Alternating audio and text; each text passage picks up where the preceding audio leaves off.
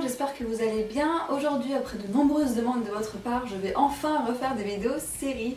Alors comme vous le savez, avant je parlais beaucoup séries sur cette chaîne et depuis quelques temps en fait, ça va faire quasiment un an, j'ai un petit peu de mal sur mes séries parce que j'ai très peu de temps en fait pour moi ces derniers temps. Donc voilà, j'ai un peu de mal à être à jour dans mes séries, je regarde trop, c'est juste pas possible. Donc je suis à jour dans les séries que j'adore. Même s'il y a des séries que j'adore que j'ai pas eu le temps de voir, mais bon. En gros, je suis à jour dans 2 séries, sur les genre 15 que je dois regarder. Je suis à jour dans Once Upon a Time et dans Arrow.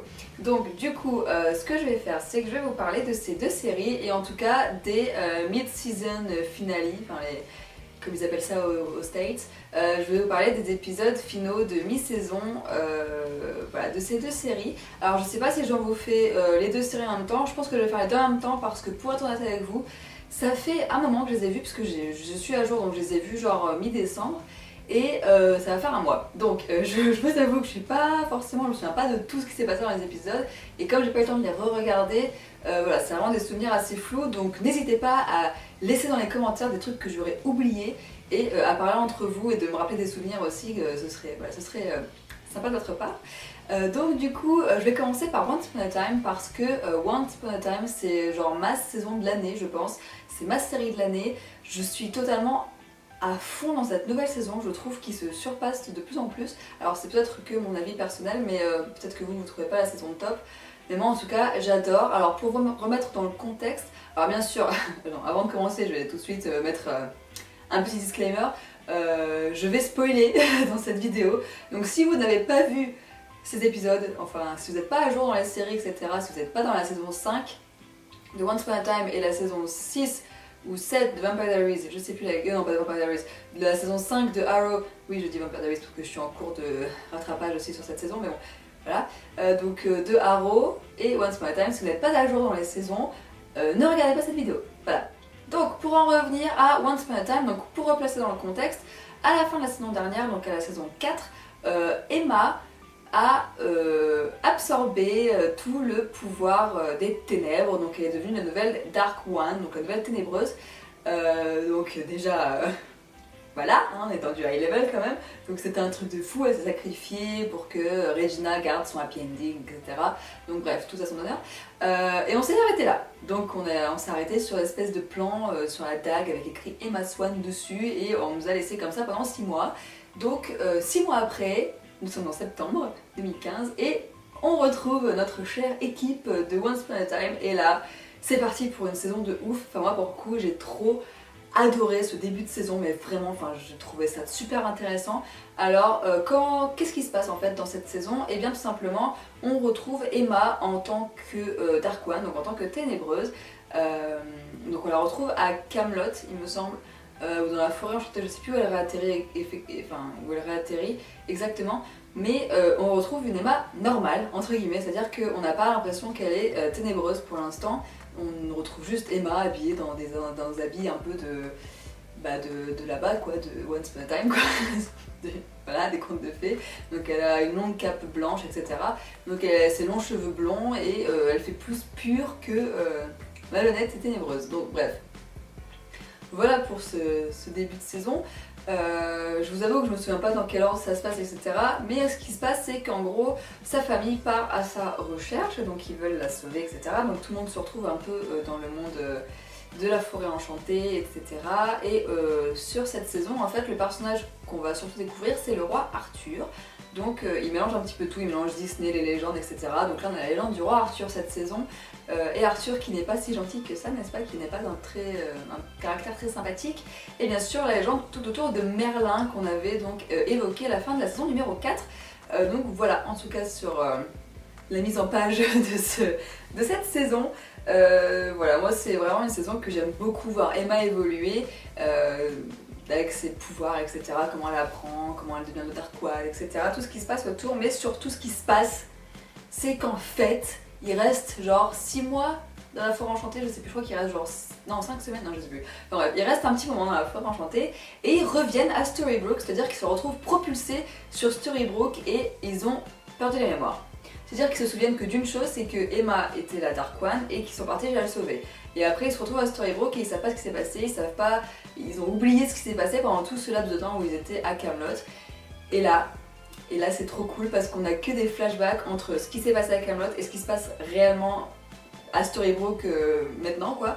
Et donc le but c'est des petits puzzles et au fur et à mesure de la saison on découvre ce qui se passe vraiment à Camelot et le plan un peu maléfique de Emma puisque une fois de retour à Storybrooke, Emma est vraiment la Dark One pour le coup, elle est habillée tout en noir, elle a les cheveux tirés en arrière dans un chignon, elle a les cheveux plus blonds que blonds, c'est-à-dire qu'ils sont limite, non, c'est même pas ils sont limite, ils sont blancs ses cheveux carrément, ses cheveux sont blancs, elle a du rouge à lèvres rouge, enfin bref, Dark Emma quoi, et voilà, enfin... C'est assez cool parce que toute sa famille essaye de lui dire non mais Emma t'es gentille et tout et nous on a vraiment l'impression qu'elle est méchante, enfin qu'elle est vraiment devenue méchante, qu'elle a vraiment tourné le dos à la magie blanche etc qu'elle a même tourné le dos à Hook, qu'elle manipule tout le monde etc et au fur et à mesure de la saison on se rend compte qu'en fait Emma a pas été forcément possédée par les ténèbres, enfin elle est possédée par les ténèbres vu qu'elle est... Dark One, hein, mais elle se laisse pas manipuler par les ténèbres et en fait on se rend compte, enfin disons qu'elle fait pas que des trucs qui sont en ordre de sainteté dirons-nous, mais elle reste en fait lucide, c'est-à-dire que tout le long de la saison son combat c'est de se débarrasser des ténèbres alors que c'est pas du tout le cas des autres Dark One, hein, n'est-ce pas? D'ailleurs on apprend qui c'est le tout premier Dark One et ça je trouve ça énorme de savoir que le tout premier Dark One de l'existence de Dark One, c'était la meuf de Merlin. Alors la meuf de Merlin, si c'était sa nana quand même, c'était sa copine en fait, c'était la femme de Merlin, la toute première Dark One et je trouve ça énorme. D'ailleurs Merlin, on a quand même en tête Merlin, le vieux à la barbe blanche, du style Dumbledore, et là pour le coup ça n'a rien à voir, mais c'est pas mal, je trouve que ça donne un petit air de fraîcheur sur le personnage de Merlin qui est pas désagréable. Et voilà, et apprendre tout ce truc de mythologie autour de Once Upon a Time qui prend forme, on nous donne les réponses enfin à des questions, genre qui est le premier Dark One, comment devient-on Dark One, pourquoi, le fait que tous les esprits des ténébreux restent dans la dague en fait, qui sont jamais vraiment morts, enfin voilà, je trouve ça vraiment énorme, le fait qu'ils soient tous un peu parano aussi, genre ils sont limite schizophrènes, enfin ils entendent des voix et tout, ils voient les anciens Dark One, enfin ils peuvent limite, enfin ils vivent tout simplement dans un monde à part en fait, et je trouve ça vraiment trop cool. Et voilà, j'ai beaucoup aimé l'histoire de Merlin, tout ça, bref. On était à Emma qui était Dark One, mais bon, voilà.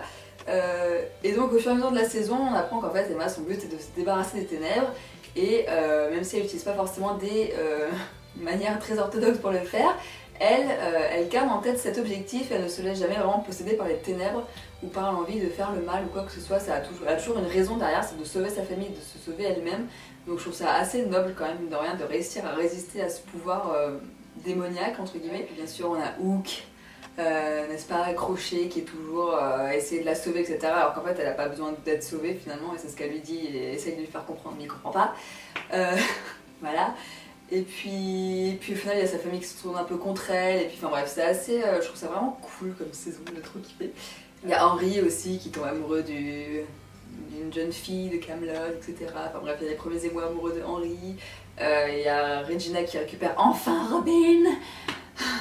Ça y est, ils sont ensemble, enfin. Marianne est morte, mais ça je crois qu'on le sait depuis la saison d'avant. Comment elle s'appelle sa sœur? Zelina, elle se fait mais... Alors là pour le coup c'est sa saison la pire. Parce qu'elle se fait tellement, genre déjà elle est enfermée dans une cellule, elle est enceinte de Robin, bon ça on le sait, elle accouche donc du bébé de Robin, donc ça c'est quand même super chelou et super glauque quand on y pense, genre la demi-sœur de Zelena qui a couché avec son mec, elle est enceinte de son mec, c'est quand même super glauque quand on y pense, n'est-ce pas? Voilà, enfin, personnellement moi j'aurais été, et Regina je pense que si j'avais des pouvoirs, je sais pas ce qui lui serait arrivé à la pauvre Zelena. C'est un personnage qu'on adore détester, ceci étant dit. Et ben elle, à la fin, elle se retrouve aspirée par la tornade du monde de Oz et elle dégage, tout simplement. Elle se fait genre, allez, hop là, merci Zelena, c'était sympa, casse-toi.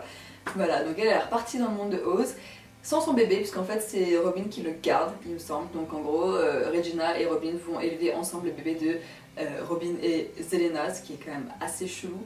Mais bon, voilà. Donc... un nouveau bébé. Ah oui, qu'est-ce qui s'est passé? qu'est-ce qui s'est passé à Camelot? Qui c'est qui est mort? Genre sérieusement? Hook! Voilà, ils ont buté Hook à Camelot. Il s'est fait couper en fait au niveau du cou par Excalibur.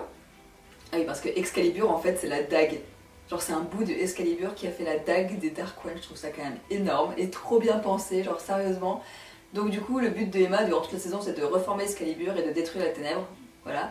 Donc en gros Hook a été coupé avec Excalibur et du coup une fois qu'on est coupé avec Excalibur en fait on ne guérit jamais et on meurt. Et du coup pour le sauver, Emma a transformé Hook en ténébreux. Genre sérieusement. Genre il y a 2 Dark One maintenant. Genre c'est quand même un truc de malade, il y a 2 Dark One. Déjà qu'avec un les mecs ils sont... Mais 2 Dark One quoi, je trouve ça juste énorme, j'aurais jamais pensé, genre jamais pensé, franchement. Le seul truc que je comprends pas c'est comment ça se fait que donc Hook devient Dark One dans Camelot, donc dans la forêt enchantée etc. Mais quand il revient à Storybrooke c'est toujours le Dark One, on est d'accord? Mais il a sa mémoire effacée.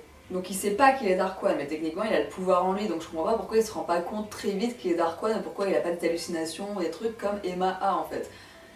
Je comprends pas comment elle a fait pour le protéger. En fait c'est Zelena qui déballe tout à Hook, qui dit ouais t'es Dark One et tout machin, et là c'est le gros bordel. Genre Hook il est trop vénère contre Emma, genre c'est le combat au sommet quoi, c'est un gros truc de ouf. Et là ça part totalement en live, genre Hook qui veut libérer tous les Dark One qui sont enfermés encore dans la dague, et qui sont au royaume des morts et tout. Il ouvre un passage vers les enfers pour que tous les Dark One y sortent et tout, c'est un gros n'importe quoi. Et du coup tous les Dark One, donc je crois qu'ils sont 12, je suis pas très sûre mais je crois qu'ils sont 12, débarquent à Storybrooke et là c'est genre le bordel, mais un truc de ouf. Et en fait le seul moyen en fait pour que les ténèbres en fait disparaissent, ce serait que Emma et Hook du coup soient poignardés par Excalibur et donc du coup Excalibur réabsorberait les ténèbres et donc du coup il n'y aurait plus de Dark One. Enfin si c'est ce que j'ai compris, je suis pas sûre, mais dites-le moi en commentaire si c'est ce que vous avez compris également parce que je suis pas très sûre de ce passage. Sauf que, qu'est-ce qui se passe? Hook se souvient, ou Hook réalise qu'il est amoureux d'Emma encore, parce qu'il était un peu vénère contre elle quand même, hein, genre super vénère, en mode je vais te buter, de toute façon je m'en fous de ta vie et tout, donc c'était quand même chaud. Et là il se rend compte qu'il est amoureux d'elle, et il lui demande de le tuer. Genre, what? En gros il demande à Emma de le tuer, genre sérieusement quoi, et Emma le fait, genre elle le transperce avec Excalibur. Donc Excalibur absorbe tous les pouvoirs des Dark One, donc tous les Dark One qui étaient présents en fantôme disparaissent, en fait ils repartent en enfer, et donc Hook meurt. Et là tu te dis what? Qu'est-ce pas ça? Donc Hook est mort, Emma pleure, tout le monde pleure, et là qu'est-ce qui se passe? Bon, non seulement Emma veut aller en enfer pour récupérer Hook, parce qu'elle se dit non mais je vois pas pourquoi il mourrait, donc je vais récupérer Hook parce qu'en général la personne reste vraiment morte dans les séries, hein. Récemment on a remarqué que toutes les personnes qui meurent revivent, donc là en gros ils décident de tous partir en enfer pour sauver Hook. Voilà, en gros ça se finit comme ça, mais il y a encore un truc de ouf qui s'est passé parce que c'est Once Upon a Time et qu'ils peuvent pas nous laisser tranquilles. Devinez qui est redevenu Dark One? Je vous le donne en mille. Rumpelstiltskin! Et oui, Rumple s'est démerdé, je sais pas comment il a fait, j'avoue que je me souviens pas du tout comment ça s'est passé, je sais qu'il explique mais je me souviens pas comment ça se passe. Il est redevenu Dark One. Genre sérieusement le mec quoi. Le mec c'est devenu un héros dans la saison parce que Rebelle, ah oui il y a Rebelle dans la saison, parce que Rebelle l'a formé en héros parce que Emma avait besoin d'un héros pour sortir Excalibur du rocher, enfin bref. Voilà, c'est très long d'expliquer toute la saison de Once Upon a Time en fait. Donc le mec était héros, il avait récupéré Belle, parce que Belle lui faisait la gueule, il a récupéré Belle, et le mec il fait quoi? Il se repourrit la vie en redevenant un Dark One quoi. Genre sérieusement. Et en plus ce con, comme il a pas absorbé qu'un seul Dark One mais les 12 en même temps, il est devenu super puissant, genre le high level du Dark One quoi. Rumple. Incorrigible. Donc du coup Rumple est de nouveau un Dark One, le plus puissant de tous apparemment. Et donc Emma l'a grillé, je sais pas comment elle l'a grillé mais elle l'a grillé. Ah oui elle l'a grillé parce qu'elle est encore Dark One elle, donc du coup elle sait que si elle est encore Dark One c'est qu'il y a un problème quelque part.